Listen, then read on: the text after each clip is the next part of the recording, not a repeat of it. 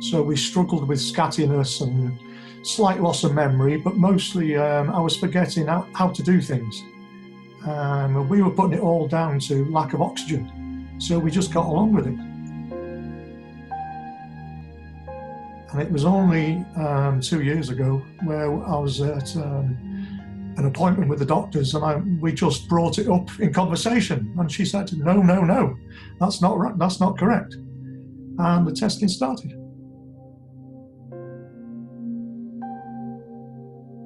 I'm a physician, retired now, obviously. I practiced emergency medicine and noticed that some things just weren't right with my memory. Telling my wife about it, and the usual excuses came up for whatever, I have a high-stress job, I'm extremely busy. I'm not sure exactly what happened that tipped the scales, but Tiffany, my wife, started noticing things that concerned her as far as my memory was concerned. I've been in broadcasting my whole life, radio broadcasting, and I wanted to get an evaluation because something wasn't right. And I went to my first neuropsych evaluation because I was really concerned. And they said, "Oh, honey, it's just menopause. It's just menopause." I don't know how many times people told me it was just menopause, which is ridiculous. My last test with the neurologist was really devastating. It was just because I had advanced so far, and it was really, really hard. And so that at that point I had to give up my job, and that was devastating. It was just because I loved my job, I loved what I did. This disease is very lonely. It's very lonely here. The biggest person I miss is me. Yes. Do you ever look at yourself and go, where did you go? I did that this morning. It's like, Therese, where are you? And you can feel so alone in a crowded room. Yes. That's why I say to myself, Therese, you're your own best friend. Yeah. I have to be now.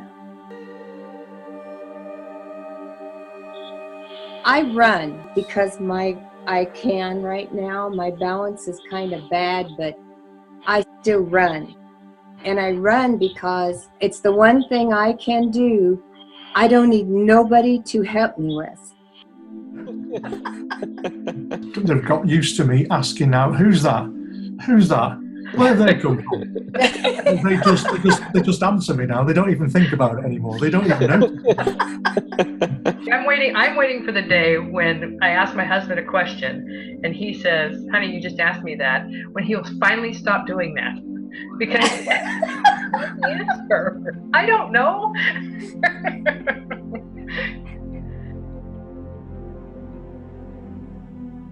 Got a lot of negativity. I immediately became a burden and inconvenience, even though I'm still reasonably functional.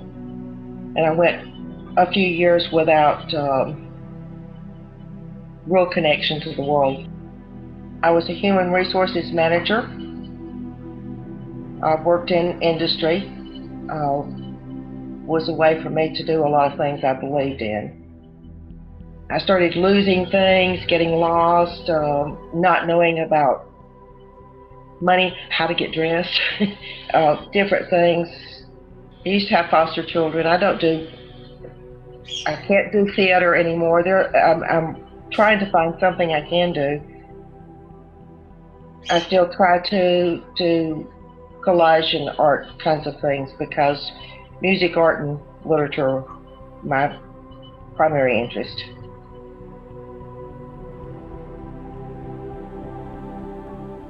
My face is the face of dementia. You know, our faces are the faces of dementia. This is a serious disease. It's a sad disease. It's an angry, ugly disease. It's dark. But this is the face of it. And my face is not angry. Our faces are not ugly. Our faces are not dark. Our eyes are full of life. Our smiles are genuine. I want, people to understand that it's our face. This is our face. This is what we look like. We're not that 1930s, 1950s, grandma lost her mind in the corner, because that's not who we are. That's not us.